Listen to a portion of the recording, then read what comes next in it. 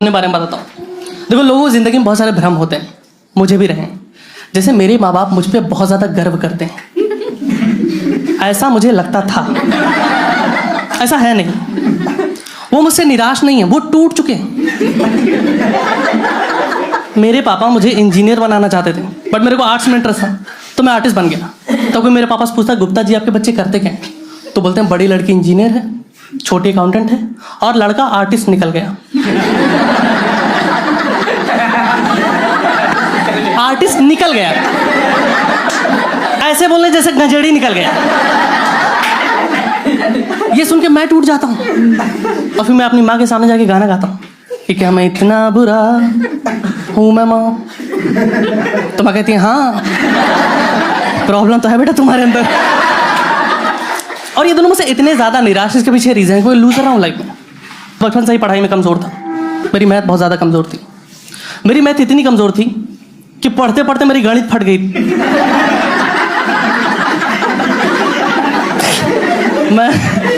मैं स्कूल में कभी कोई प्राइज़ नहीं जीता। लाइक एक बार मुझे मिला था कॉन्सलेशन प्राइज़। कॉन्सलेशन प्राइज़ पता है क्या होता है? फर्स्ट सेकेंड थर्ड, उसके बाद आता है कॉन्सलेशन प्राइज़।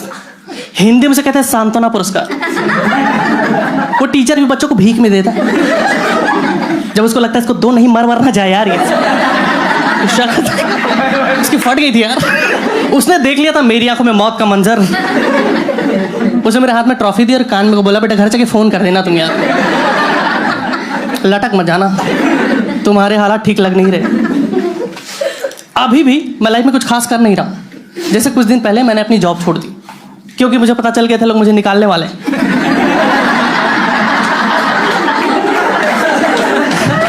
एक्चुअली मेरा उस काम में मन नहीं लग रहा था। मुझे हमेशा लगता था मैं किसी और चीज़ के लिए बना, मुझे अपना पैशन फॉलो करना है। पर मैं एक चीज़ तुम लोग को बता दूं कि अगर तुम्हारा किसी काम में मन नहीं लग रहा, तो ज़रूरी नहीं कि तुम किसी और चीज़ के लिए बने हो सकता है तुम हरामखोर हो। दुनिया वाले जब जॉब ढूंढ रहे थे, मेरे दोस्त जॉब ढूंढ रहे थे, मैं घर पे बैठ के गूगल पे टाइप कर रहा था how to make diamond at home. तो अब नहीं मेरे पास जॉब, बट मैं ऑप्टिमिस्टिक आदमी हूं, मैं कल की चिंता नहीं करता। उतनी सेविंग्स है मेरे पास, मेरी फटी पड़ी है परसों को लेके। उस दिन घर में आटा कैसे आएगा? तो मैं गूगल पे टाइप कर रहा हूं how to survive without food. और देखो, जब मेरी जॉब चली गई तो मुझे अपने बारे में पता चला, लाइक अपने अंदर छुपी हुई शक्तियों के बारे में पता चला कि मैं दिन में 8 बार सो सकता हूँ। मुझे पता ही नहीं था, वो बस मुझसे काम करवाए जा रहे थे। अब मुझे मिल गया है बेड, अब मैं पड़ा रहता हूँ। सूरज पूरब से निकलता है और पश्चिम की ओर डूबता है, ये मैं देख रहा हूँ। और मैं जाके बाहर लोगों से बता रहा हूँ, दोस्त, ये सिर्फ कहावत नहीं है, मैंने देखा है लाइव। मेरी बॉडी में पेन रहने लगा लेटे लेटे।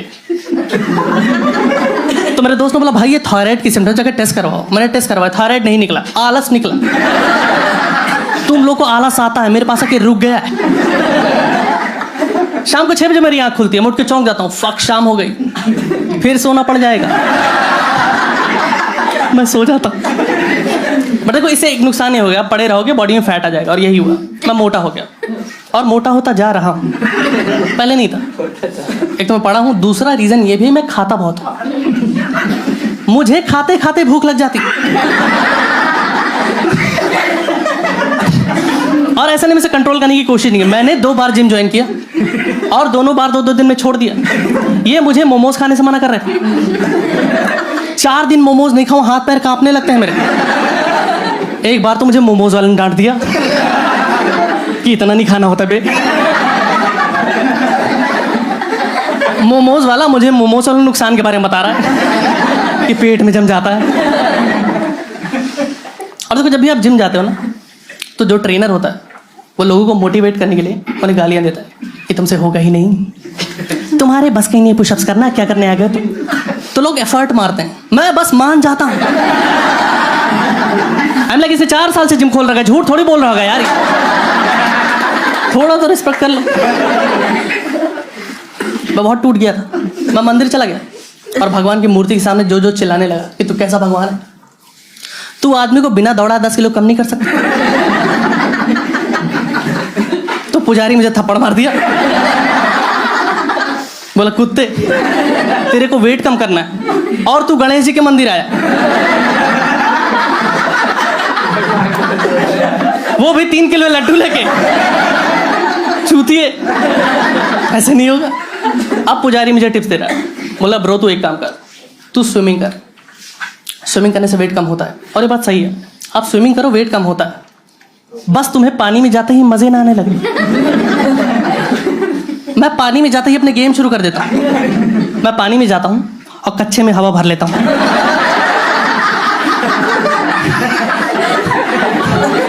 और बाजू वाले बोलो ब्रो देख कछुआ,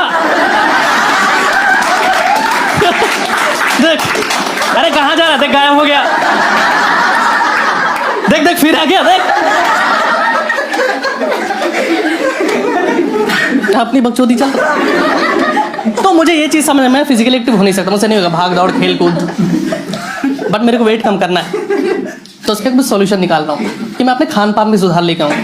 और उसके लिए मैंने नई थ्योरीज बनाई कि अगर मैगी को ग्रीन टी में उबालो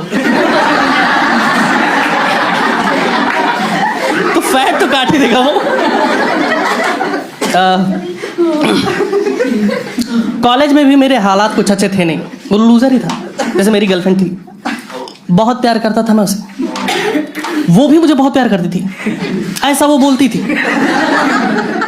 एक दिन से बोला कि रवि शादी के बाद भी तुम मुझे उतना ही प्यार करोगे ना? मैंने बोला हाँ हाँ। बोली ठीक है, दिसंबर में है मेरी शादी, फिर तुम देखो, प्यार तो नहीं रुकना है अब। मैं फिर से टूट गया। और उसी टाइम कॉलेज में एक लड़की आई थी और मुझे पसंद थी वो। मैं उसे प्रपोज करना चाहता था, लेकिन उसके बॉयफ्रेंड के साथ पसंद नहीं था कि मैं उसके साथ घूमूं फिरूं लंच पे जाऊं। उसने कई बार मुझे समझाया, पीटा भी, पर मैं जिद्दी, मैंने उसका पीछा नहीं छोड़ा।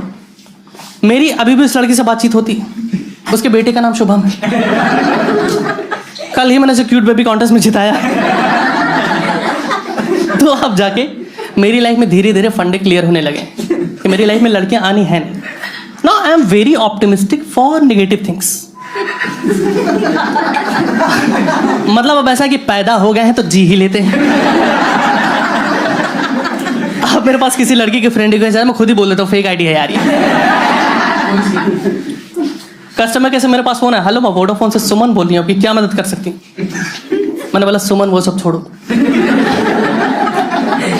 पहले बता तुमने खाना खाया? सब ठीक है। मैं बहुत अकेला हूँ यार, बहुत डेस्परेट भी। मैं आधी आधी रात में उठ के चौंक जाता हूँ अपने ही खर्राटों से कि कौन है? मैं ही तो हूँ। मैं लाइफ में इतना अकेला हूँ कि मेरी पीठ पे साबुन लगाने वाला कोई नहीं, तो मैं साबुन दीवार पे चिपका लेता हूँ और अपने हिसाब से नहाता हूँ, पर उसमें भी साबुन फिसल के फंस जाने का खतरा है।